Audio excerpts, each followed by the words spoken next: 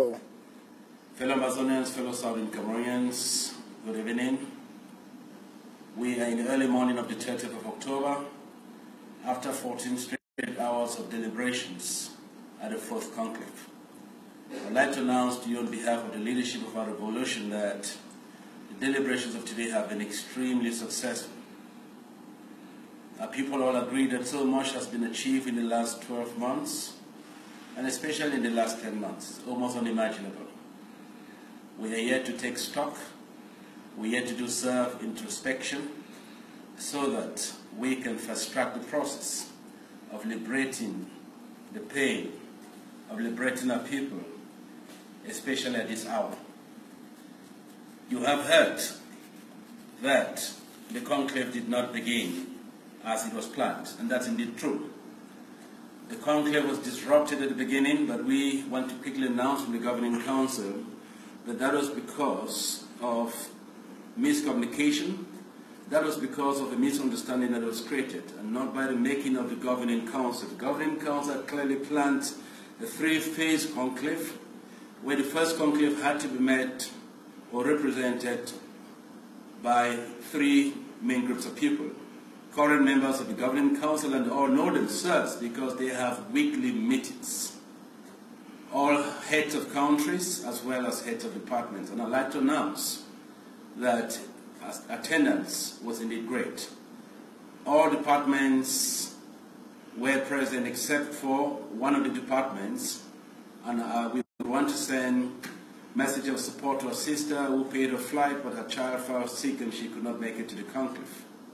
We equally want to announce that 16 country reps were here.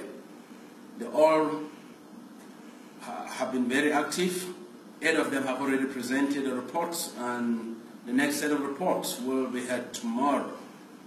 We'd like to tell our people that in this struggle, we have to make our own choices. You would either choose to announce to the world that the cup is half full or is half empty. Those who choose to announce that it's half empty because they prefer to circulate pessimistic and negative messages, it's a choice they have to make, and our people would be our best judges. But we ask all our people and all our leaders to be positive and stay on the positive lane, because this struggle requires all of us not only to be united, not only to be focused, but to be each other's keeper. It was resolved at this conclave that leadership must be very disciplined, very, very disciplined. Leadership must stop the backlashing that is done on social media, because that does nothing good for the struggle. It hurts the struggle so much. The gossip peddling, the character assassination, some of which are manufactured. There's been a very strong move for the conclave that this must be a thing of the past.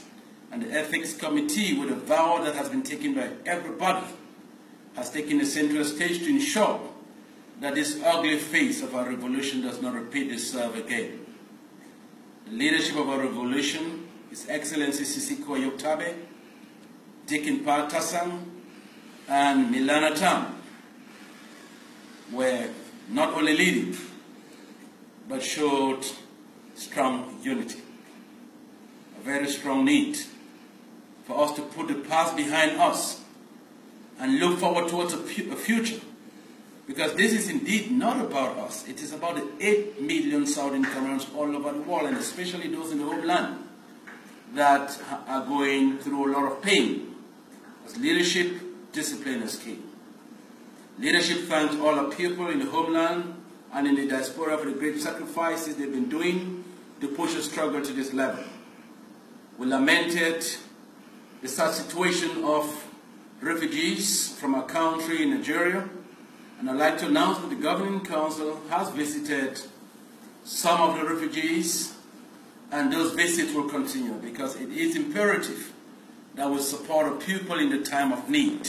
We equally know that some of our people remain in bushes, some of them wounded. So if you know any of them, please make sure that information reaches the Governing Council as soon as possible. When illegals presented, they made it clear to the conclave that there will be no referendum in the Southern Cameroons. We cannot allow a referendum to decide whether we should remain colonized and occupied people. The Southern Cameroon has declared its restoration, and that we will defend. That is a guarantee. That is a guarantee. The situation on ground zero remains very daring. We know,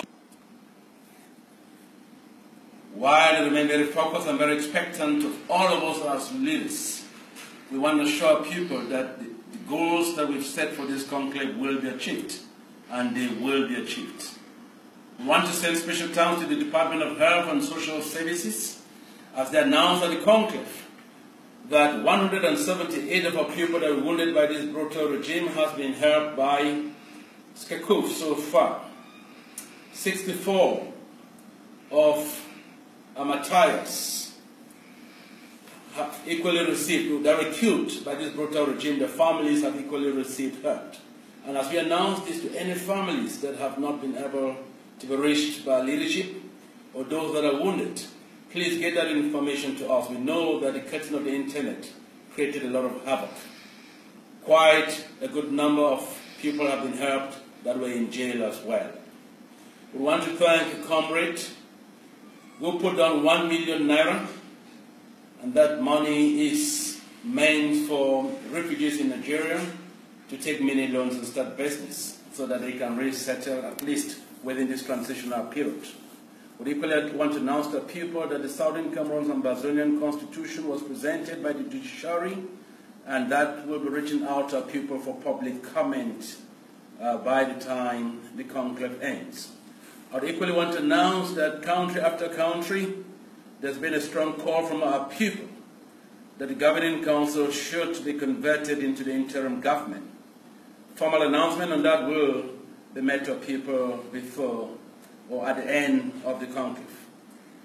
We want to call on all Southern Cameroonians, want to call on all leaders, leaders of all frontline movements and of all associations bearing the name of Ambazonia, in the supreme interest of the 8 million people of Ambazonia, to remain focused, to remain very disciplined, and to stop all form of destructive language that weakens this struggle.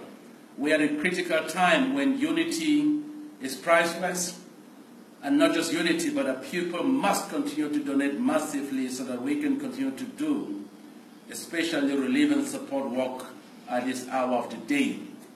Self-defense was a central part of our discussions, and without doubt, it was re-echoed that it is an international right for our people to defend themselves by any means possible.